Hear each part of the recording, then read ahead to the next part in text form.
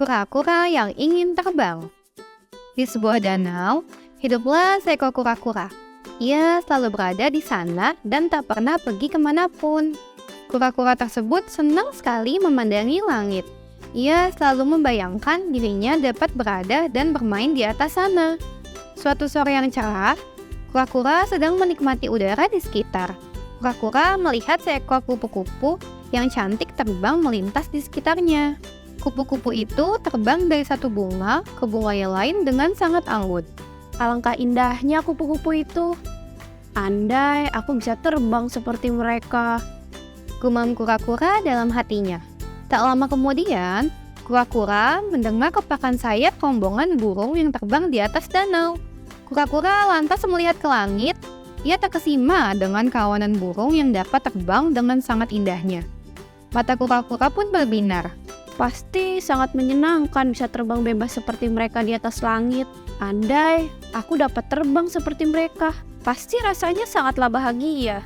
Ucap kura-kura. Kura-kura membayangkan dirinya bisa terbang bebas seperti burung. Ia pernah mendengar cerita dari hewan lain bahwa dunia luar sangatlah indah, apalagi jika dilihat dari langit. Kura-kura kembali merasa sedih. Ia sadar bahwa ia hanyalah seekor kura-kura. Jangankan terbang, berlari pun ia lamban. Kura-kura ingin sekali dapat terbang seperti burung dan melihat dunia luas yang indah dari angkasa. Ia bermimpi dirinya memiliki sayap dan dapat terbang dengan bebasnya. Kura-kura tertunduk sedih sambil melihat pantulan dirinya sendiri di air danau. Akhirnya, kura-kura pun memutuskan untuk pergi meninggalkan danau tersebut. Ia berjalan tak tentu arah, sembari menangis dan terus bersedih. Kura-kura berharap ada binatang yang dapat menghiburnya. Kura-kura yang sedang sedih kemudian tidak sengaja menceburkan dirinya ke danau. Ketika kura-kura sedang bersedih, ada dua angsa yang mulai mendekat dan menyapanya. "Hai kura-kura, mengapa kau terlihat bersedih?" tanya salah satu angsa. Aku amat bersedih karena aku ingin terbang seperti burung yang memiliki sayap. Tetapi aku tidak tahu bagaimana caranya. Aku tidak memiliki sayap, jalanku pun lamban. Jawab kura-kura. Sepasang angsa pun berusaha menghibur kura-kura. Mereka berdua memiliki ide mengajak kura-kura untuk terbang bersama. "Tenang saja kura-kura, kami akan membantumu mewujudkan impianmu untuk terbang. Bagaimana jika kita melakukannya di hari esok?" tanya angsa.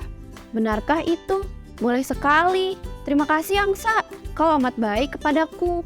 Ucap kura-kura dengan hati gembira. Baiklah, kalau begitu, besok pagi kita berjumpa lagi di tempat ini ya. Kami mohon, ikutilah setiap aturan yang kami tetapkan selama penerbangan besok ya kura-kura. Ucap angsa. Siap. Tentu saja aku akan melakukan apapun yang kalian minta. Sampai berjumpa besok, kata kura-kura dengan penuh semangat. Kura-kura sangatlah senang. Malam harinya, kura-kura tidak dapat tidur karena tak sabar menanti hari esok, di mana impiannya akhirnya dapat terwujud. Kura-kura sangat tidak sabar untuk terbang dan melihat keindahan bumi dari atas langit. Pagi hari pun tiba. Dengan penuh semangat, kura-kura segera berjalan ke tempat yang telah dijanjikan oleh angsa. Sesampainya di tepi danau, ia telah melihat ada dua ekor angsa yang telah menantinya. "Hai kura-kura, sudah siap terbang di atas awan?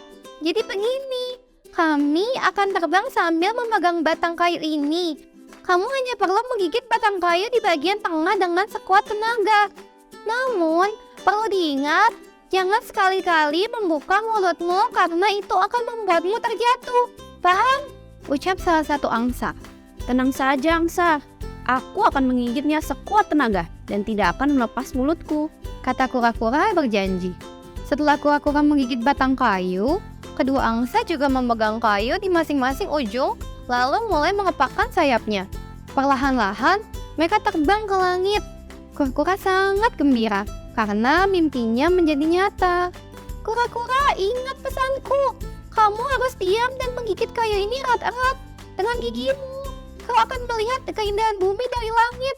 Jika kau tidak ingat pesanku, maka kamu akan menyesal," ucap salah satu angsa kembali mengingatkan. Kura-kura hanya mengangguk. Mereka pun terbang semakin tinggi ke langit. Ketika berada di langit, kura-kura dan angsa bertemu dengan burung gagak. Gagak yang sedang terbang terkejut karena kura-kura berani terbang dengan bantuan para angsa. Burung gagak mendekat dan mencoba menyapa kura-kura. Hebat sekali kamu kura-kura berani terbang ke angkasa yang luas ini. Jangan-jangan kamu itu seorang raja kura-kura yang hebat ya? Tanya burung gagak kepada si kura-kura. Kura-kura merasa tinggi hati atas pujian gagak yang terkejut karena ia bisa terbang. Kura-kura pun berniat membalas ucapan gagak dengan sombong. Tentu saja, jawab kura-kura dengan sombong. Kura-kura lupa dengan pesan angsa kepadanya. Ketika ia membuka mulut untuk menjawab pertanyaan burung gagak, gigitannya pada kayu terlepas. Alhasil, kura-kura terjatuh ke tanah. Kura-kura pun terjatuh ke atas tanah.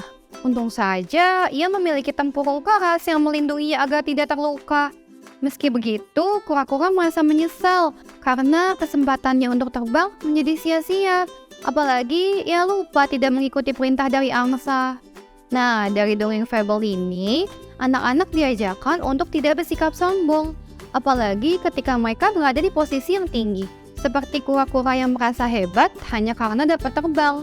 Padahal itu pun terjadi berkat bantuan kedua ekor angsa. Perlu diingat, akan selalu ada orang yang lebih mahir dan lebih hebat dari diri kita.